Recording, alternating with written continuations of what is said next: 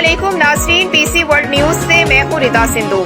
सिंध सरकार जिला कोरंगी को मिले हुए करोड़ों रुपए के फंड्स कहां गए? डिप्टी कमिश्नर कोरंगी शहरियार मेमन की नाअहली सामने आ गई।